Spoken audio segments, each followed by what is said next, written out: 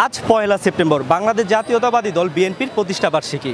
1978 সালের পহেলা সেপ্টেম্বর এই দিনে সাবেক রাষ্ট্রপতি জিয়াউর রহমানের হাত ধরে জাতীয়তাবাদী দল বিএনপির দল প্রতিষ্ঠিত হয়। আজকের এই 47তম প্রতিষ্ঠা বার্ষিকী উপলক্ষে বাংলাদেশের কাছে তৃণমূলের নেতাকর্মীরা কি মেসেজ দিতে যাচ্ছে সেই সম্পর্কে জানবো আজকের রিপোর্টে। চলুন জেনে আসি। আমি নূর মোহাম্মদ রুবেল, ভোলা জেলা ছাত্র দলের একজন সক্রিয় কর্মী বলতে পারেন, ছাত্রনেতা বলতে পারেন। আমরা আজকের এই জন্মদিন বিএনপির 47তম প্রতিষ্ঠা বার্ষিকী উপলক্ষে আজকে ভোলা জেলা বিএনপির এক বিশাল বর্ণাঢ্য র্যালি আয়োজন হচ্ছে। এই র্যালিতে নেতৃত্ব দিচ্ছেন ভোলা জেলা বিএনপির আহ্বায়ক আলহাজ গোলাম নবী আলমগীর, সদস্য সচিব রাইসুল আলম সহ জেলা বিএনপির নেতৃবৃন্দ। আমাদের বার্তা হলো, দীর্ঘদিন এই ফ্যাসিস্ট সরকারের বিরুদ্ধে বিএনপি লড়াই করে গিয়েছে জনগণের ভোটের অধিকারের জন্য, দেশের গণতন্ত্র রক্ষার জন্য, দেশের সার্বভৌমত্ব রক্ষা করার জন্য বিএনপি সবসময় লড়াই করে গিয়েছে। আপনারা অবগত আছেন, এই বাংলাদেশ যখনই হোঁচট খেয়েছে গণতন্ত্র, তখনই শক্ত হাতে জনগণকে নিয়ে এই বিএনপি বাংলাদেশকে শক্তিশালী করেছে এবং স্বাধীনতা রক্ষা করেছে।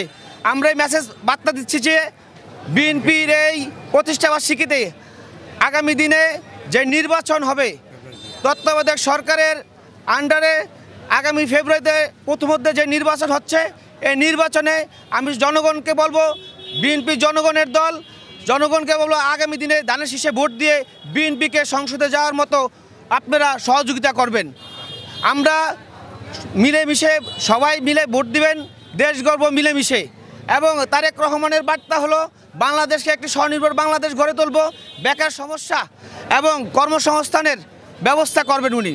বাংলাদেশে ব্যাপক বেকার সমস্যা রয়েছে যুব সমাজ, এবং এই বেকার সমস্যা থাকাতে বিভিন্ন যুব সমাজ মাদকে আসক্ত হচ্ছে। আমাদের দেশনায়ক তারেক রহমানের বাণী যে কর্মসংস্থানের ব্যবস্থা করবে, আগামী দিনে বিএনপি ক্ষমতায় আসলে বেকার সমস্যার সমাধান করবে।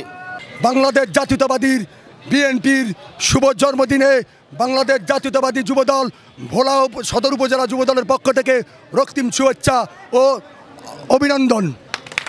আমরা এই ফ্যাসিস্ট হাসিনার পতনের মধ্য দিয়ে বাংলাদেশে যে নতুন স্বাধীন হয়েছে, তার মধ্য দিয়ে আমাদের দেশনেত্রী দেশনায়ক তারেক রহমান দূর থেকে সারা বাংলাদেশকে যে ঐক্যবদ্ধ করে একটি সুন্দর সোনার বাংলা গড়ার যে প্রত্যয় ব্যক্ত করছে, তারই ধারাবাহিকতায় আগামী 26-এ যে নির্বাচন হবে, সেই নির্বাচনে তরুণদের ভোট আমরা আশা করি ধানের শীষের পক্ষে হবে।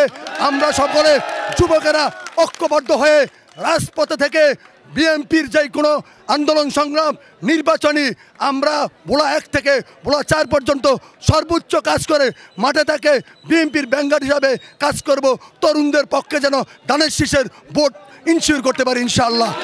আজকের প্রতিষ্ঠা বার্ষিকী উপলক্ষে আমাদের অন্যতম একটি স্লোগান আছে, যেটা ইতিমধ্যে হয়ে গেছে, যে তারুণ্যের প্রথম ভোট ধানের শীষে হোক, তারুণ্যের বিজয় ধানের শীষের বিজয়।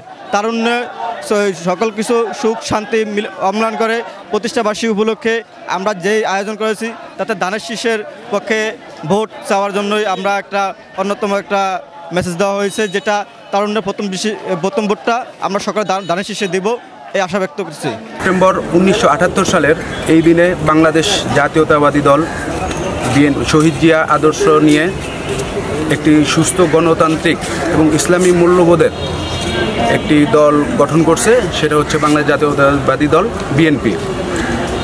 তো আমরা বিগত দিনে যেই সমস্ত রাজনৈতিক দল দেখছি, সেখানে অনেক কিছুই ছিল না, যেটা আমাদের ফ্যাসিস্ট সরকারের আমলে আমরা দেখলাম। ইসলামের কিছু ছিল না, গণতান্ত্রিক অধিকার ছিল না, মানুষের জানের নিরাপত্তা ছিল না, কিছুই ছিল না। সেটারে ভোটার অধিকার প্রয়োগ করতে পারে না, অন্ন বস্ত্র বাসস্থান, মানুষের যেটা মৌলিক অধিকার 5টা, সেটার কিছুই ছিল না।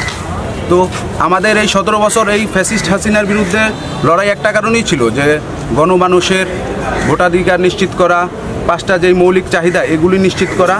তো আমরা সে আলোকেই আমরা আন্দোলন করেছি, এবং ভবিষ্যতে যেন একটা সুস্থ সুন্দর নির্বাচনের মাধ্যমে আমরা বাংলাদেশকে সুন্দরভাবে সামনে এগিয়ে নিয়ে যেতে পারি, এই প্রত্যাশাই আজকে আমার বিএনপির প্রতিষ্ঠা বার্ষিকীতে।